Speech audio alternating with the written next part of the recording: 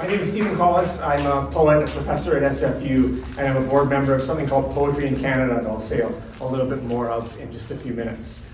First of all, I just want to begin with an acknowledgement of the lands upon which I live and teach at this university, and I'll try and cover them all because the university sprawls a little bit even into this old bank building. I love being in banks that aren't banks anymore. It's the best kind of banks.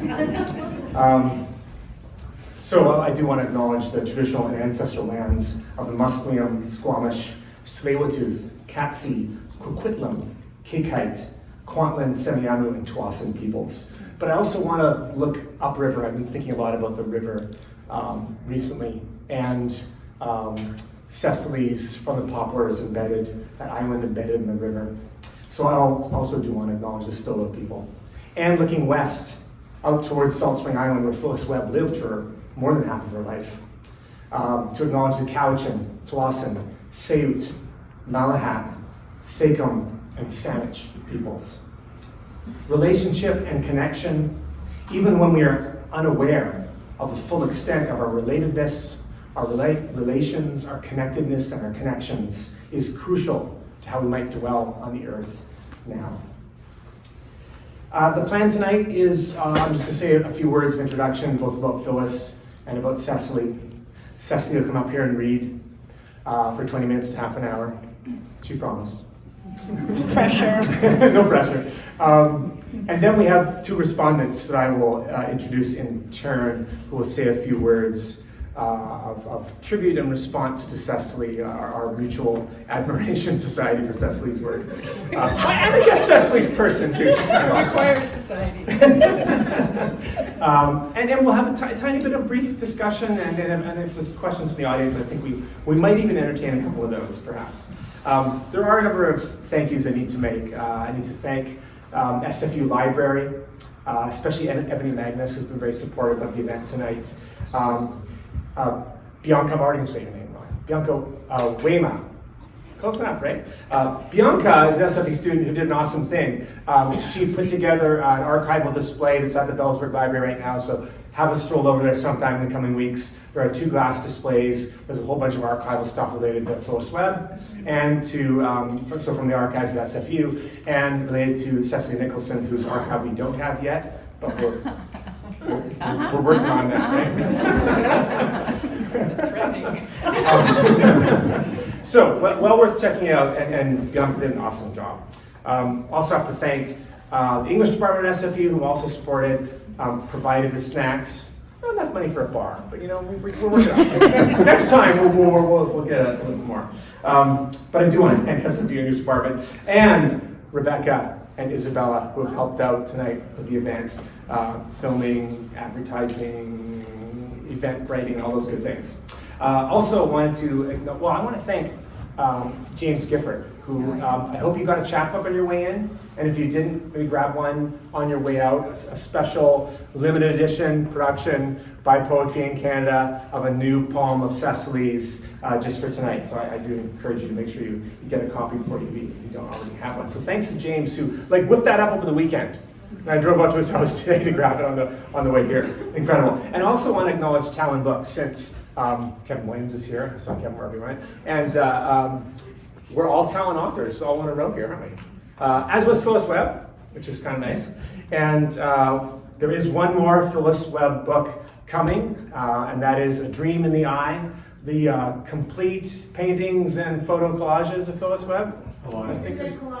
What's that? Painting and collages. Painting and collages. I'm the editor. Don't know the title though. What are you gonna do? I'm the pretend editor. Katrina's done so much work on this; it's unbelievable. But that book will finally, after a real labor of love, so this is a Phyllis's visual work, will come out in September, and we'll have a launch with paintings on the wall in the gallery, and it'll be lovely. Okay. Poetry in Canada is a project I'm on the board of, and several other board members are here in the audience tonight. We're trying to found a poetry library for Canada. There's incredible poetry libraries in the US. They have them in all over the UK, so England, Scotland, Ireland too, all have poetry libraries. There is no such thing in Canada, but all poetry library where we gather all the poetry of peoples who have lived and written in these lands, wherever those people may have come from or maybe on their way to, however long they've been here. from many thousands of years to maybe a brief while. But we want to attempt to gather the poetry written in these lands. So that's our big ambition. Poetry in Canada are supporting, along with the Phyllis Webb Estate, this event and in an ongoing basis. We are still working on getting our tax-free status, or charitable status. It's a long process. So stay in touch if you're sitting there going, what am I doing with these millions of dollars I have? Stay in touch with me, and we'll talk. But you know what, if tonight you just wanted to make a tiny donation in appreciation for the chapbook or something, that would be lovely. But we want to work on events regularly and eventually manage to have an actual building with books in it. Okay, enough of that. I really want to get to introducing the substance of what we're going to do for the next hour or so. And that's going to involve me reading just a couple of poems to get us where we need to go. Solitary confinement. It is a delusion. The cell is not quiet. A tree falls in the forest with no one to hear. The forest is falling. It hears itself, the rain ineluctable, speechless, and necessary. The cell is a green tower, maggoty, damp, a sickness being offered. It is just a cell like any other cell, barred, hard, very principled, and guarded. Let my tongue hang out to remember the thirst for life. Let my tongue hang out to deliver itself of the bitter curd and spit. Give me water for spit, then give me a face. There is a consistent note sounding through Phyllis Webb's work.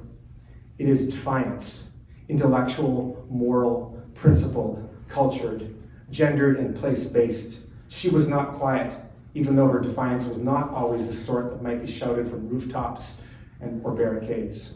Hers was an instinctual politics I recognized in my own West Coast English working-class descended family, a tendency to be riled by world events, large and small, near and far, and a habitual recourse to what William Blake called the voice of honest indignation.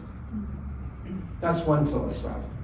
There's also the curious Phyllis Webb, the infinitely thoughtful, hyper-aware, listening with head cocked, memory of things read and learned, and listened to like kindling awaiting a spark.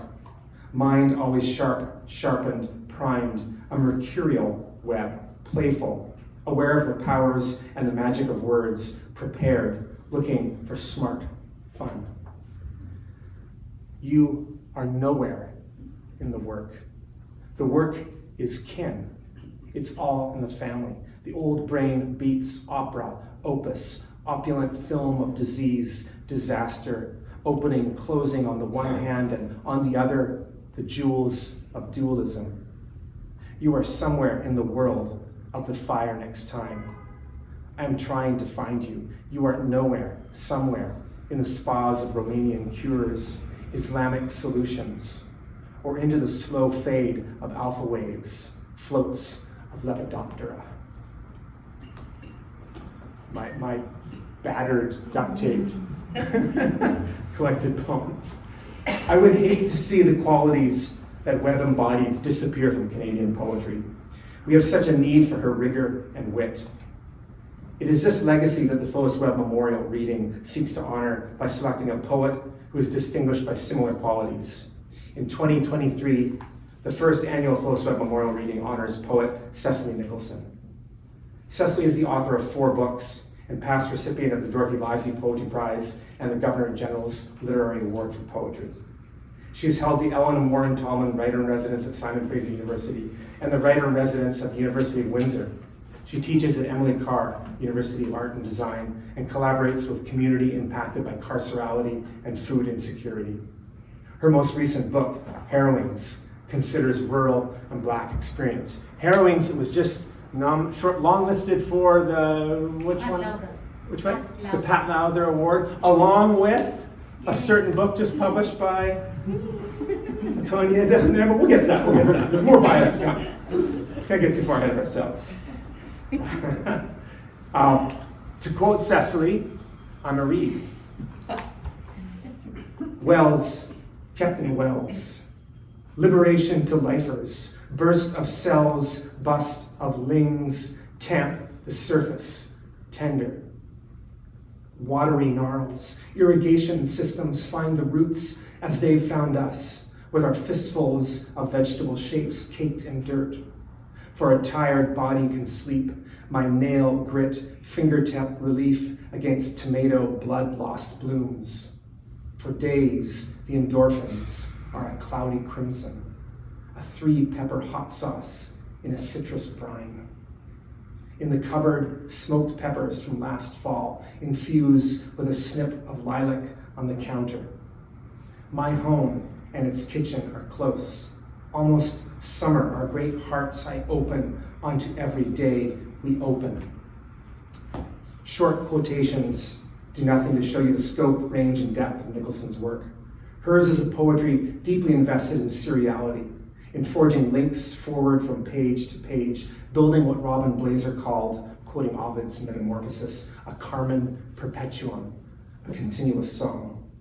Across her work and commitments as an organizer in a variety of intersecting communities, Nicholson combines intellectual insight, rigorous critique, a resistant and caring heart, and a spirited dedication to decolonization and Black flourishing. All this reaches the reader in a moving song of lyrically inflected long poems that harrow history with sheer beauty. Please welcome Cecily Nicholson. I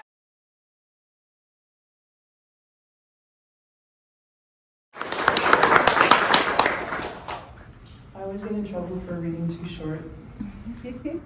So I tried to set it up so that my last reading would take a bit of time. I realized that come on in, still some seats here. Yeah, once again, just so lovely to look out and see all your beautiful faces. I know you're here for all of us in this moment. It also reminds me, again, being at Talent Book Launch last night, and 20 years, 23 years in this city, just how incredible it is to have this kind of community, and to be a part of it, to be recognized by you, to share space with you. But I think also just like the incredible passions and capacity that we have as writers and poets and thinkers, to hold down something different from what this city is right now, for sure. So I look to you with gratitude, but I call to you too, because we have so much work to do always. Fuck yes. And I also, just a quick shout out to a couple visitors who are not from Vancouver, but I can't help it. It's so rare that my friend Neil Brooks, of course Claire Brooks as well, is in the audience. I took one English literary type class ever in school, listed with women's studies, and it was with this guy 25 years ago, and I didn't really know how to talk back then. So I don't want to, actually, I can't talk about it anymore because I'm just going to go another direction, but it just means so much. Thanks for being here, Claire, family. I thought I would just take a moment to read the Phyllis Webb poem that's in this book. Again, it's kind of a beautiful, stunning, very Vancouver kind of book. This poem in here is a tall tale or a moral song, and so it's quite a departure from the levity and the wit and the gravitas of there's something about this that is joyful and well, in her words, it's a story that involves incomparable lust between a whale and a seagirl. So there's something about it that's just so sweet, and maybe it's 1977, and I don't know. I was only 3, but I think about the 70s. So I'm just going to read this, the last section of this lyric before I read my chapel. That's what I'm going to. So under the waters wise, all loving flesh will quickly meet demise. The shadow cave is nowhere wholly safe, and even the oddest couple can scarcely find relief. Appear then to submit to this tide and timing sea, but secrete a skillful shell and stone and perfect be.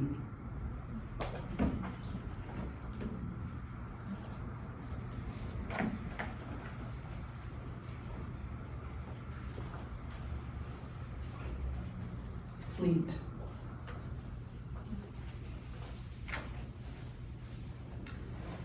This poem is inspired by a collaborative and collective project led by Charles Campbell.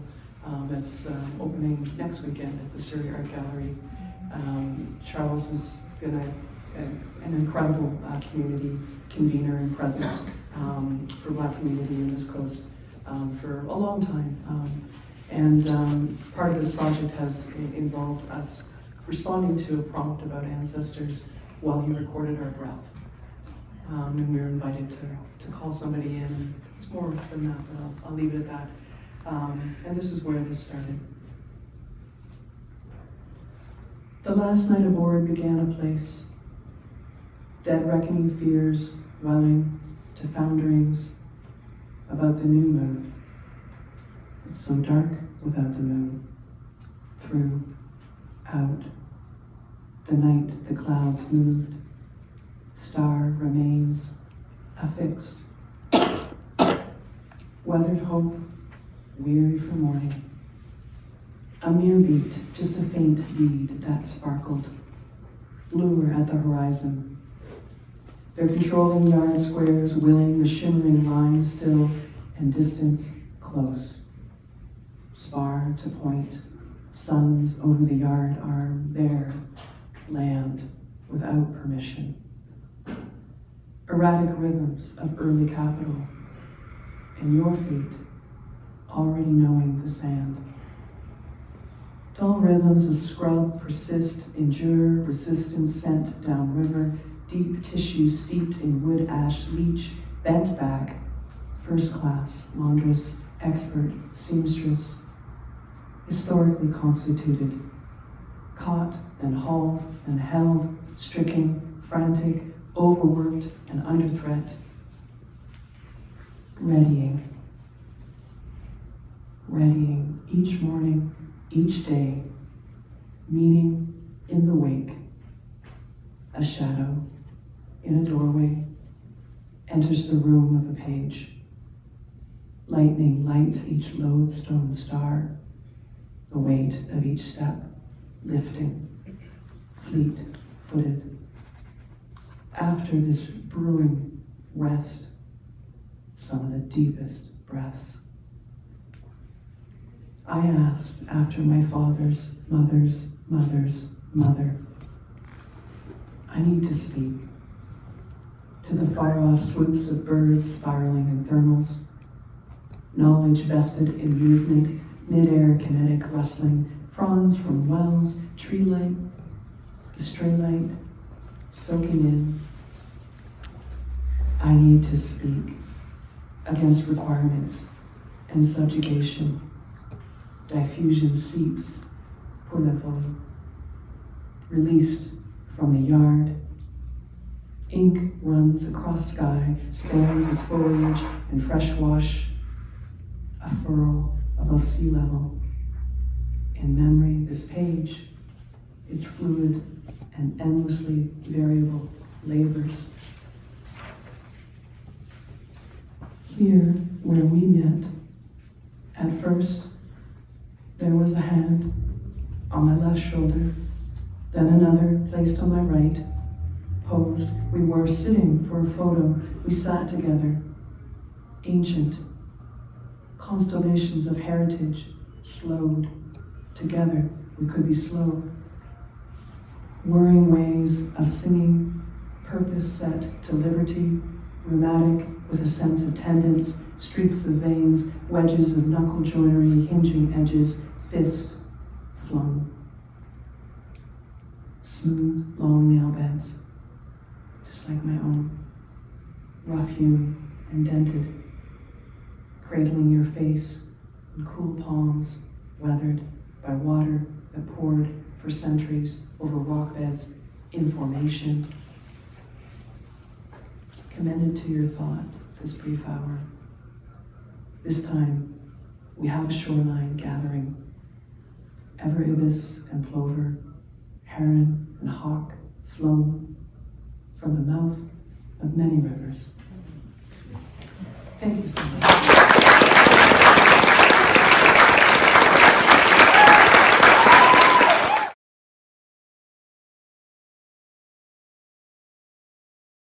It is so nice to be back in Vancouver.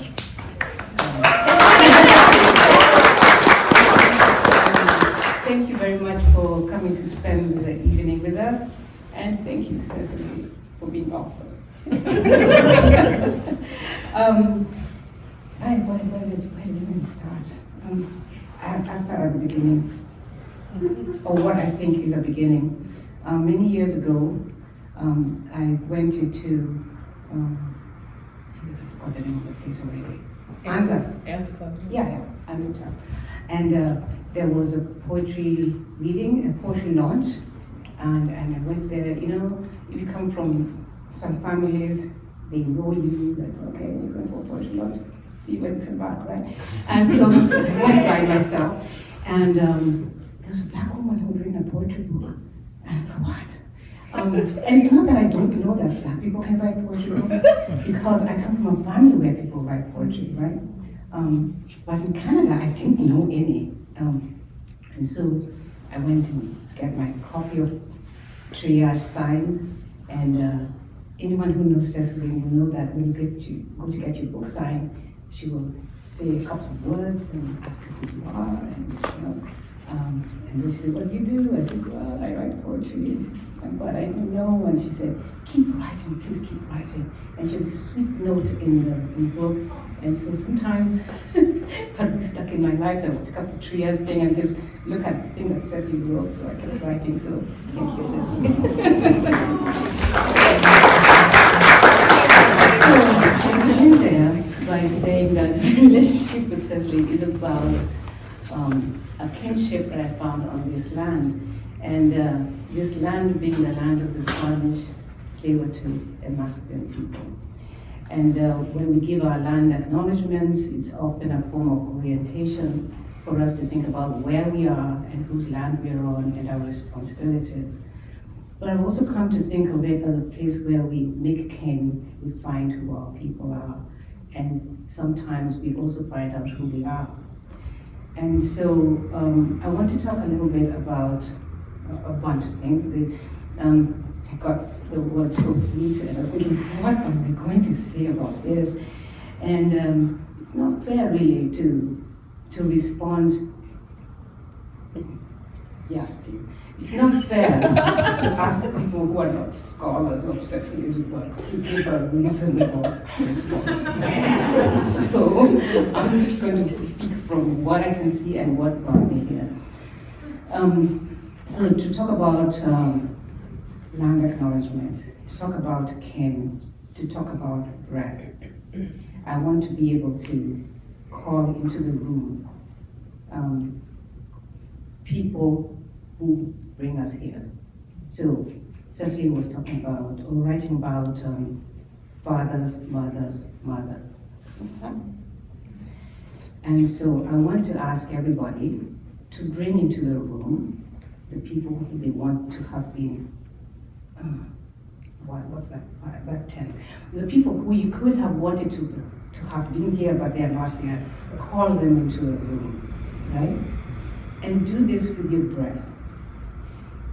And when I say that, I want to invoke the presence of Phyllis, great Canadian poet, who 3 years ago, she had a speech where she talked about the importance of breath, not just as a form of breathing in and out, but the fact that all of us had someone breathe for us when we were in utero. And every breath that person took, usually our mothers, is what allows us to continue breathing. And it's a long and beautiful speech, but at the end of the day, she was asking us, who breathes for you and who do you breathe for? And we can't do that alone, right? Having somebody having breathed for us, we breathe also, but on this land, we think about who we're breathing for too. So kin. And having brought everybody into the room that we wanted to bring, then I want to think about the title of this fleet. I don't know what Cecily was thinking about, but I looked up the word and I got a group of warships under one command, and I was thinking, probably not. A group of vehicles that move together or are under one management, and I thought, no. Or a fleet of taxis. And then I just moved on with Google, because sometimes Google is smart, but sometimes it just doesn't. So I decided to think about, because we're poets, you can make things up, right? I decided to think, instead of fleet, I thought about a murmuration, right? All the people in the room, the ones we can see and the ones we cannot see, the ones we are breathing for, the ones who are breathing for us, here together, and thinking about birds.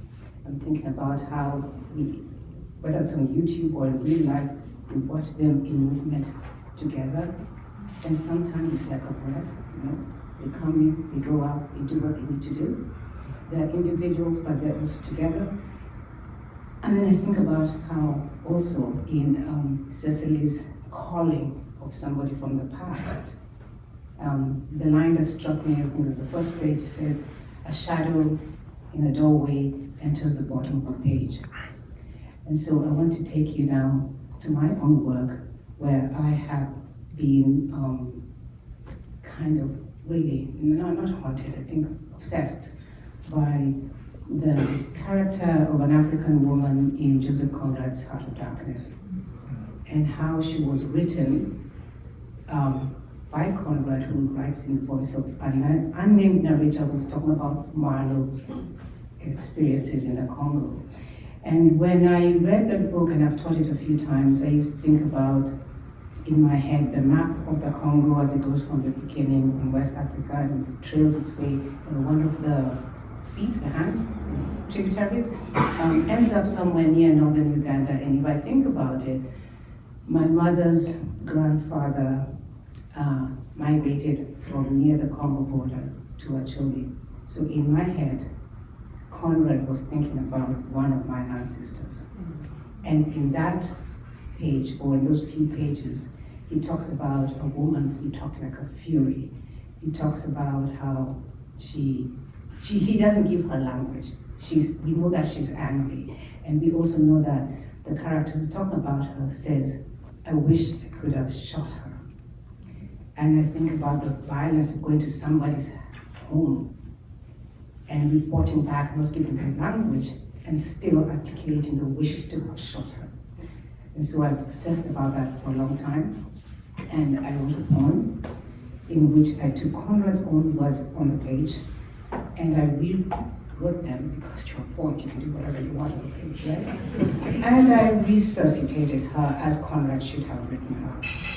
So I'm going to read that, and then return to, I'm just going to read that and just sit down.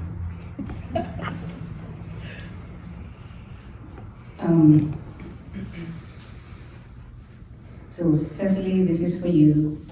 This is for my ancestor who I'm bringing to the room. This is for the woman who Conrad wrote. This is for all the people who have been misunderstood, and this is how Conrad should have written that woman. She times 33. She wild and she gorgeous. She woman apparition. She measured, she steps. She treading the earth, she earth proudly. She carried, she had high. She value of several, she elephant, she tusks. She savage and she superb. She wild-eyed and she magnificent. She ominous and she stately. She tragic, she fierce. She like the sheep wilderness, she self. She eyes gleamed, she back at she in the she dusk. She talked like she of fury. And here's to the fury of Cecily Nicholson.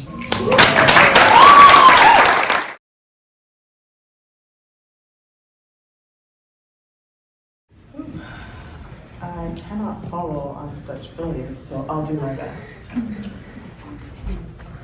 I'm also reading from my phone like a millennial. And just let me know if you can hear me well. Okay. Whew. Anyways, I'm so honored and filled with gratitude to be amongst this brilliance. And as I said, how to follow up on Cecily and Julie. Cecily, what a beautiful collection. I read this book 4 times. The title is arresting, and I love the double meaning of harrowing, acutely distressing or painful, or breaking up of soil using agricultural tools. I wanted to respond to Cecily's work, and the best way for me to do this is to write to it and to read it here, and hoping it's a conversation and it resonates and echoes without sounding too self-absorbed and navel-gazily. Reading through this collection and the footnotes, I was reminded that long ago as a student at UBC, I took a class with Dr. Yvonne Brown, and one of the required texts was, "We're rooted here and they can't pull us up." Over my time in undergrad, and I often reference this text as proof of Black presence on these stolen lands. I remember my imagination being sparked at the thought of Black folks whose presence had often been disappeared and whose presence are complicated, but here nonetheless.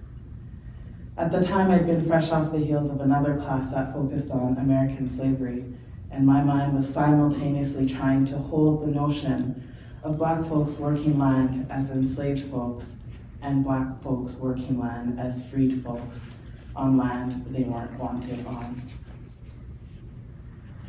I come from a family of farmers on both sides. My parents and grandparents grew corn, coffee, peanuts, and other provisions in Haiti, just to be clear. My maternal grandfather ran a store where he sold what they grew, roasted corn, peanuts, and coffee, and sold them ground by the weight. My grandparents had goats and chickens, and before either of my parents became Seventh-day Adventists, they also raised pigs. They worked the land of their not quite ancestral lands until they had to flee for political reasons.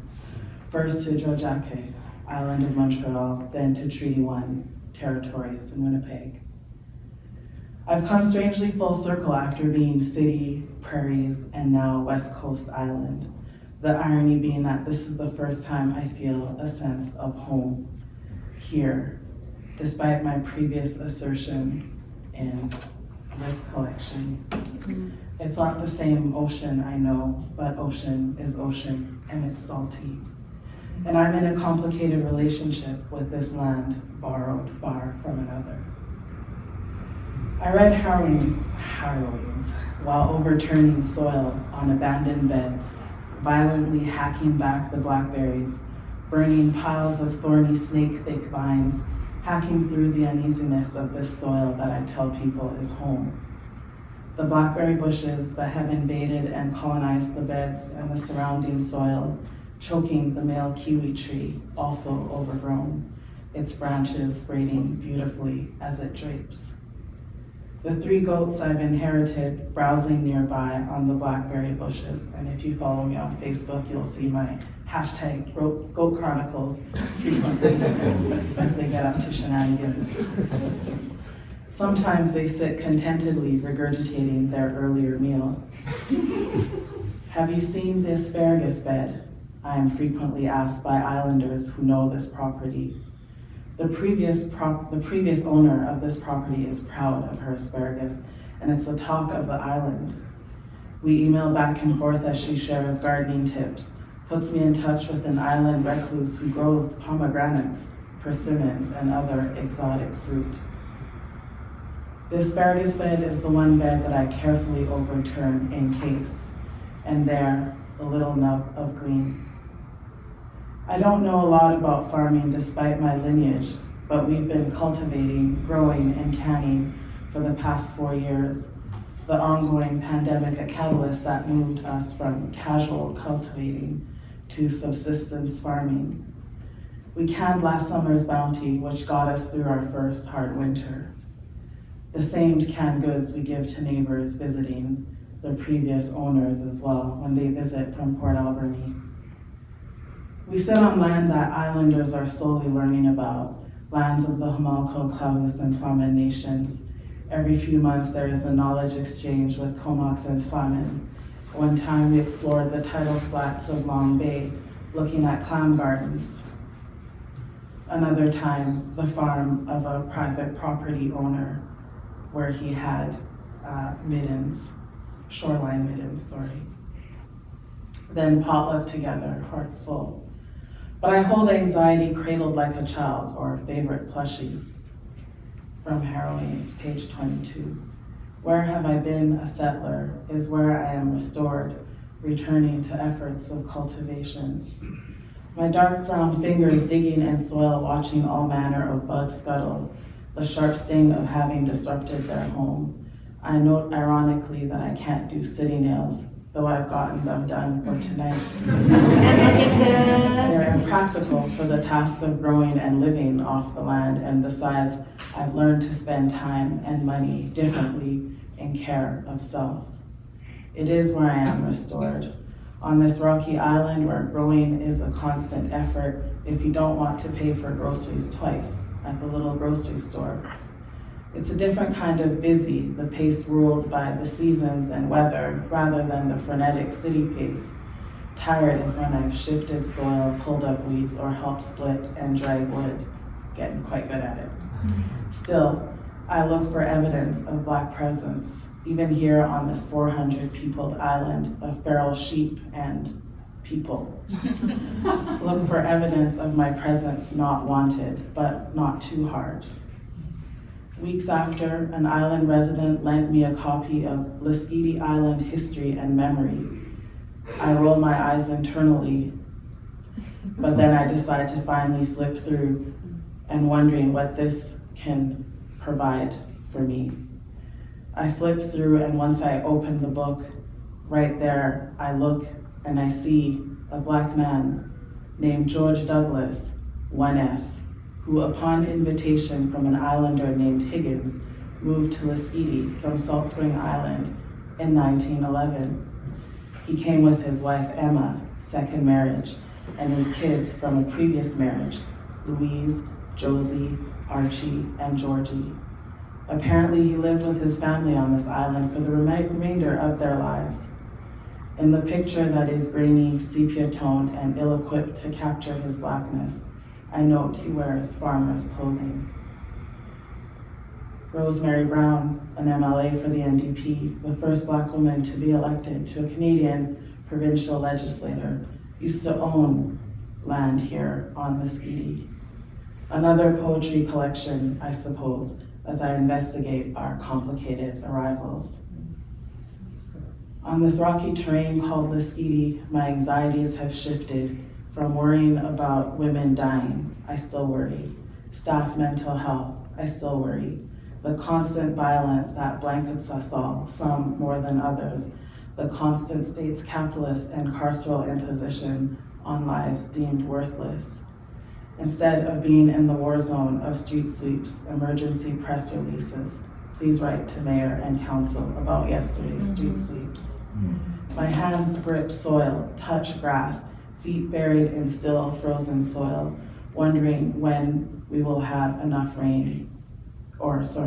Wondering, will we have enough rain when the stream evaporates, once the sun's arm lengthens, once the frogs stop singing their mating calls, once the feral lambs become grown. On a call with my family doctor, he exclaims in his decade-long plus of my being his patient, he's never seen me look so light. He notes that maybe he should prescribe remote living for his patients and himself. I tell him about PAR-X, the BC Parks Foundation and Medical Practitioners Initiative, connecting patients to nature. He's surprised. But I don't mention that this prescription relies on privilege, the access to a doctor, a good doctor at that, the ability to access land, the irony of being prescribed stolen nature reserves, the privilege of not being in the middle of constant harrowing. From page 105, soil is a great teacher. In the fray, a surface-deep practice of harrowing matters.